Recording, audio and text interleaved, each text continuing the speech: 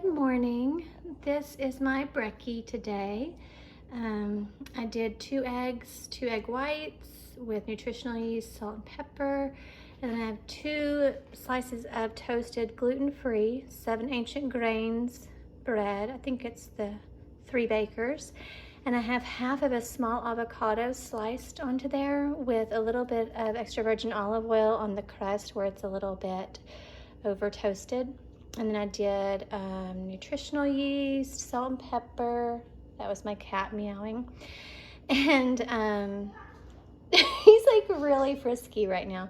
And chili pepper flakes. And then this is my yummy coffee. I did an espresso. I think I did Melozio extra caffeine. And I did that like foamy stuff with the, oh, what is it called? This thing right here. Where's that? This thing. Love this. It was a gift.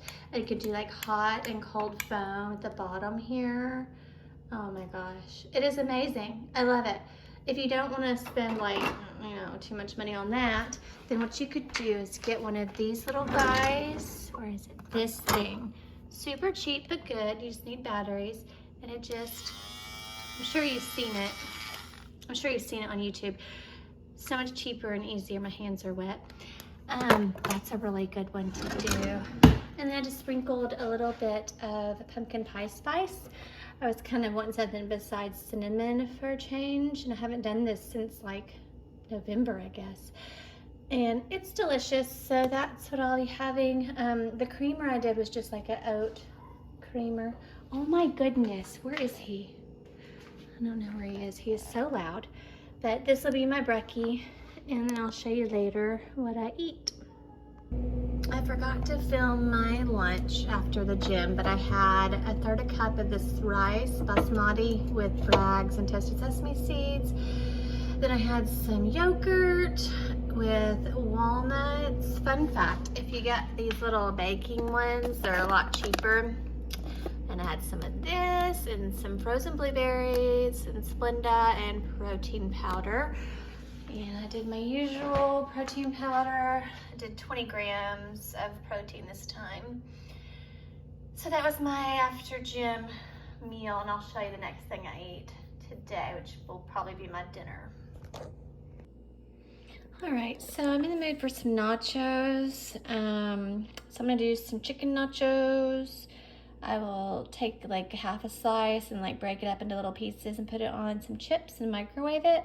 And here I have like a homemade bean dip. It does not look good, but it is delicious. It's 1/3 cup of cannellini beans. I use the back of the spoon like this. And nutritional yeast, serrano pepper sauce, and salsa, like picante. I mixed it up, and it's kind of like a little bean dip kind of thing, and I'll probably just dip my chips in there. I'll probably spice up the chicken too and make it more Mexican-y, and maybe put some jalapenos on top, and I will show you the finished product whenever I'm done. All right, there it is. I put the chicken over the melted cheese and microwaved it again for 30 seconds. And then there's the yummy dip.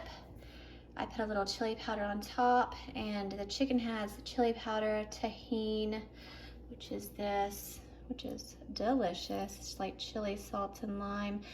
And you can just spice it up however you like. And I just literally microwave the cheese for 30 seconds and then the meat on top for 30 seconds. And then the bean dip is just like room temperature or maybe a little bit cold. And that is that. And then this is just a salad with broccoli sprouts, 50-50 blend, and Bragg's liquid aminos and toasted sesame seeds. And that will be dinner. I may actually let my husband have this one, and I may do something different. I'm not sure yet, but that is a yummy dinner idea right there. And wherever you are, I hope you have a great day or night. Okay, yep, so I'm being real with you. This is what I was craving, is toast with extra virgin olive oil, salt, nutritional yeast, and then little chicken maple sausages and some root beer. So some days it's like that. I'm just kind of tired from filming, even though you don't see everything I film in a day. It's a lot sometimes. So that's what I'm gonna have. And then later I may have some key lime white chocolate chip cookies for dessert. So it's not always super healthy, but that's life and that's real. So that's what I'm gonna have. And wherever you are, I hope you have a great day or night. Okay, I lied. I actually am gonna have a protein shake. It's a scoop of the protein powder that I like for right now. It's that one. And some unsweetened almond milk and water and a little bit of pumpkin pie spice. And that will be the final meal for today. So now I'm gonna sign off and say I hope you have a good day or night.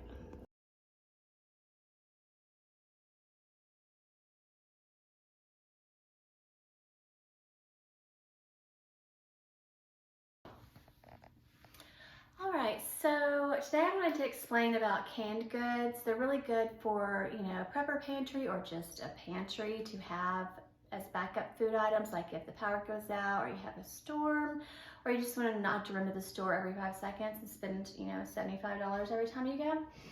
So over here, I got some and I was marking the dates on them, and I noticed it's got a dent in several places. So this is not going to last till 2026. So you've got to use it up now because that's been compromised now. And it's just, these cans aren't made like they used to be. Same with this. It's like it squishes in right here. So for all of these, and especially if you have a big dent, I mean, there's a huge dent right here. And so I put a circle on it and I put it here to be used up. So I will use these to make something, or I may just take them to church, I don't know. But that's something, whenever you bring home your canned goods, feel of them all the way around, especially the seam. It's going in there too. Check the seam, make sure there's no big dents at the seam, nothing bulging, nothing squishy, no dents. And if they're okay, then you can put them in your pantry or your shelf or whatever. But always put the date on them and realize that they're good for at least a year past that if they're not high acid. So if it's tomatoes or pineapple, use it by the expiration date. But the best by just means for flavor, best if used by.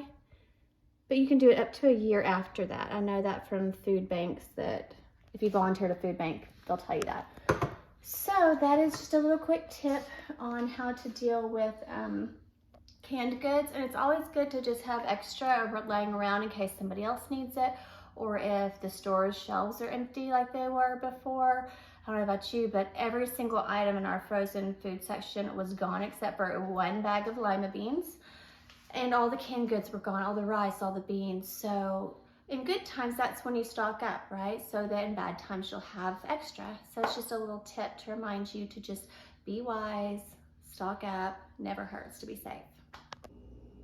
Hey guys, so I just got done working out and I am looking through all my leftovers and I'm like, yep, that looks like a chipotle bowl to me. So I've got cooked basmati rice. It's okay that it has Bragg's liquid aminos in it. It's fine. It will not affect the taste because I'm gonna do some of this, which has a really smoky umami flavor. I've got quite a lot of cooked ground turkey. I've got the corn, some nutritional yeast, a little avocado, and aroma tomato. I may also put a little bit of cannellini beans in there because this can had a squishy part or two and it's not going to last till that expiration date. So that will be my little chipotle bowl, and I will show you whenever I'm finished what it looks like. All right, there it is. You can't see the corn, but it's under there, and I added some lettuce. So that's my big old lunch, imitation chipotle bowl, probably better for you than them. I did not add the beans because I had tons of meat there and rice, so I'm good with that. And that is my imitation chipotle bowl if you ever wanted to make one at home.